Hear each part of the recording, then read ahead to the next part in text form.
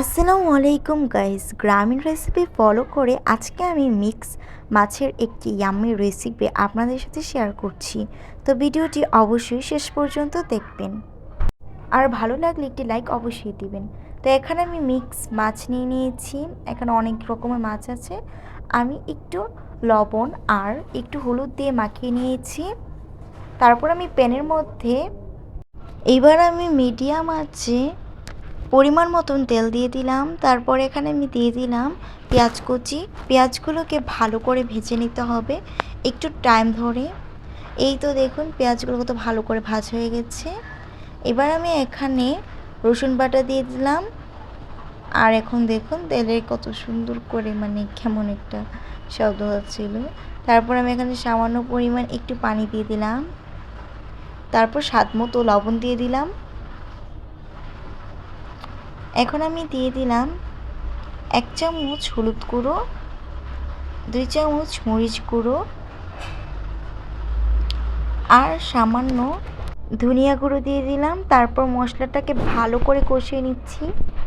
একটু টাইম ধরে কষাতে হবে যেন মাছগুলো টেস্টটা অনেক ইয়াম্মি লাগে। এই তো দেখুন মশলাটা কত ভালো করে কষানো হয়ে যাচ্ছে, একদম লাল লাল হয়ে গেছে।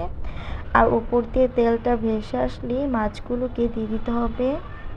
আর এখন দেখুন তেলটা ভেসে এসেছে, তাই মাছগুলোকে দিয়ে দিচ্ছি।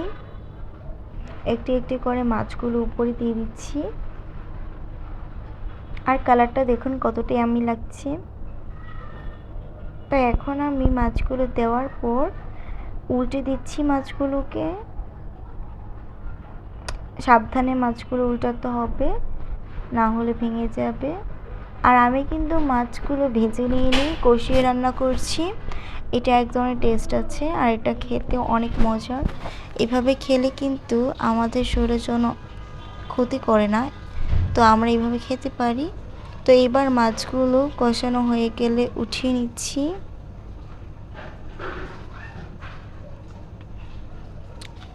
তারপর আমি মশলাটাকে আবারও একটু নেড়ে দিচ্ছি। এখন আমি এখানে টমেটো দিয়ে দিলাম। টমেটোগুলোকে মাঝখান দিয়ে ফালি করে কেটে নিয়েছি।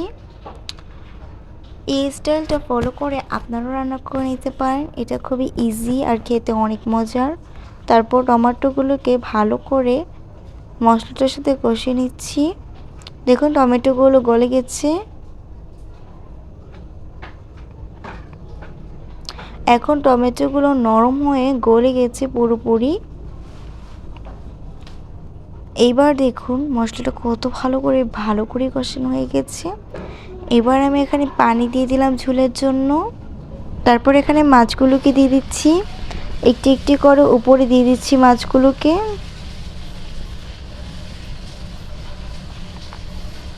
এভাবে আমি সবগুলো মাছ উপরে উপরে দিয়ে দিচ্ছি। তারপর আমি এখানে আবারও একটু ঝোলের জন্য পানি দিয়ে দিলাম। তারপর এখানে আমি কাঁচামরিচ দিয়ে দিলাম। কাঁচামরিচগুলোকেও কেটে দিয়েছি মাঝখান দিয়ে।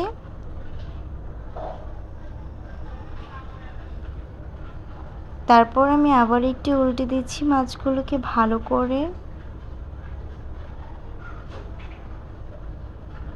আর এই তো কমপ্লিট হয়ে গেছে দারুণ মজার স্বাদের এই মাছগুলো। তো আমি এবার এখানে পরিবেশন করে নিচ্ছি। দেখুন কতটা ইয়াম্মি লাগছে, এটা খেতে অনেক বেশি মজার।